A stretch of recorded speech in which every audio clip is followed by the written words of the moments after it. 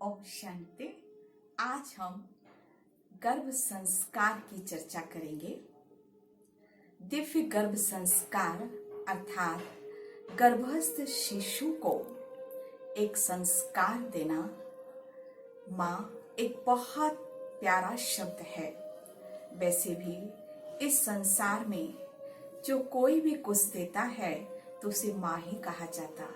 जैसे धरती माँ और नदियों का नाम भी माँ पर ही है। तो गर्भावस्था में माँ अपने बच्चे को आचार, विचार, व्यवहार, खान पान के द्वारा उसको संस्कारित करती है, उसका हेल्थ बनाती है, उसका IQ, SQ और EQ बढ़ा सकती है। इसको ही गर्भ संस्कार कहा जाता। वैसे भी हर व्यक्ति के जीवन में प्रथम 2 वर्ष बहुत महत्वपूर्ण होते हैं और वो एक पर्सनालिटी बाद का भी एक भाग बन जाता है। जब गर्भ के प्रारंभ के 9 मंथ्स और बाद में 2 वर्ष तक बच्चे का व्यक्तित्व या उसके मस्तिष्क का पूरा विकास होता रहता है। सबसे ज्यादा विकास उस समय ही होता है और चरित्र का सोपान तभी से प्रारंभ होता है। तो माँ को चाहिए कि वह अपने बच्चे को अपने अनुसार बनाए, अर्थात उसके व्यक्तित्व का विकास करे।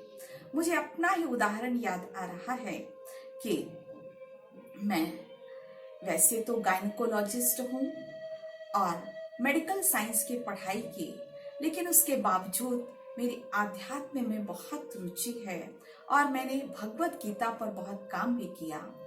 तो मुझे भी आश्चर्य लगता है कि मेडिकल के बाद मैंने क्यों इस तरफ इतना मेरा रुझान हुआ। तो मेरी माँ ने मुझे बतलाया कि जब तुम गर्भ में थी तो उस समय मैंने गीता, महाभारत, रामायण सब पढ़ा था, जबकि वो ज़्यादा पढ़ी लिखी नहीं थी, लेकिन उसका असर मुझ पर आया कि IQ भी अच्छा हुआ, EQ भी अच्छा हुआ और SQ भी अच्छा हुआ। ऐसे मुझे दूसरा एक उदाहरण याद आ रहा है कि एक बार मेरा प्रोग्राम था गर्भ संस्कार का, तो उसमें एक एडवोकेट वो गेस्ट थी। तो उसने बतलाया प्रोग्राम के बाद कि 4 वर्ष की मेरी कन्या है और उसको मैंने रामायण सुनाना प्रारंभ किया। तो उसने सुनने के बाद कहा, माँ मुझे उसके बाद ही सुनाना जब सीता माता को रावण चुरा ले गया, उसके पहले का मत सुनाना। तो उस एडवोकेट ने कहा, मुझे आश्चर्य लगा कि बच्ची कैसी बात कर रही है, मैंने तो कभी इसको सुनाया नहीं।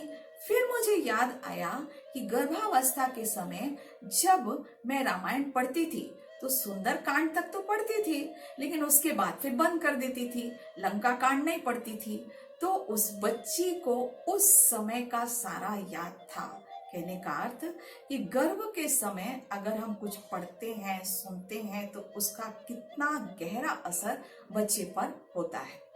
जैसे हमने शास्त्रों में भी अभिमन्यु की बात सुनी है कि अभिमन्यु जब गर्भ में था तो अर्जुन ने माँ सुभद्रा को चक्रव्यूह में जाने का रास्ता या ज्ञान दिया था, लेकिन निकलने के बाद वो नहीं बता पाए क्योंकि वो सो गई थी। तो वास्तव में यह संसार एक युद्ध का मैदान है और आज हर गर्भस्थ शिशु या बच्चा यह कह रहा है, माँ मुझे ये संसार रूपी चक्रव्यूह में आप भेज तो रहे हो, लेकिन मुझे निकलने का रास्ता जरूर बतलाना। अर्थात इस संसार में बहुत सारी समस्याएं हैं, दिन पर दिन ये समस्याएं बढ़ती जा रही हैं। तो इन समस्याओं का सॉल्यूशन गर्भ से ही अगर माँ बच्चे को शिक्षित करती है तो एक बच्चा संतुष्ट रहेगा, खुश रहेगा इस और सफल रहेगा। इसको ही स्पिरिचुअल क्वोशंट कहा जाता है, हाई स्पिरिचुअल क्वोशंट। तो हमें हर अभिमन्यु को यह बात जरूर सिखानी है कि किस तरह से आप अपने आप को चेंज करो गर्भावस्था से ही। मुझे शास्त्रों के ही 2 उदाहरण याद आ रहे हैं। जैसे भक्त प्रहलाद की बात तो हम सब ने सुनी है कि भक्त प्रहलाद की जो माँ थी वह कयाधु, जो कि गर्भावस्था के समय देवर्षि नारद के पास थी और उन्होंने शास्त्रों की शिक्षा प्राप्त की और उस समय वातावरण बहुत दिव्य था। तो कितने बड़े भक्त प्रहलाद हुए, जबकि उनके पिता राक्षस हिरण्यकश्यप थे, उनका उस पर कोई असर नहीं आया। तो ये तो एक पॉजिटिव एग्जाम्पल है। इसी तरह से एक दूसरा निगेटिव एग्जाम्पल, रावण का नाम भी हम सब जानते हैं कि रावण कैसे निगेटिव पर्सनालिटी था और वो कैसे हुआ, क्योंकि उनकी जो माँ थी वो केकशी राक्षसी कुल की थी और जो पिता थे वो ऋषि थे।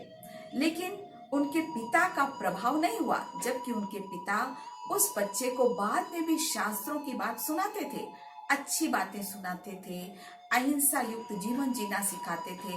लेकिन माँ, चूंकि हर बच्चे की पहली गुरु होती है, तो माँ ने उस रावण बच्चे को शुरू से हिंसा की बात सुनाई और किस तरह से अत्याचार करना है, क्या राक्षसी कुल के संस्कार होते हैं, ये सारा सिखाया। और इसी कारण उस रावण का कैसे पतन हुआ, जबकि वो बहुत विद्वान था। तो आज इस संसार में हाई एसक्यू की भी आवश्यकता होती है, क्योंकि डिप्रेशन इतना ज्यादा बढ़ रहा है। तो क्यों ना शुरू से ये संस्कार दिए जाएं, जिससे कि वह स्वस्थ भी रहे और उनके IQ, EQ और SQ भी अच्छा रहे।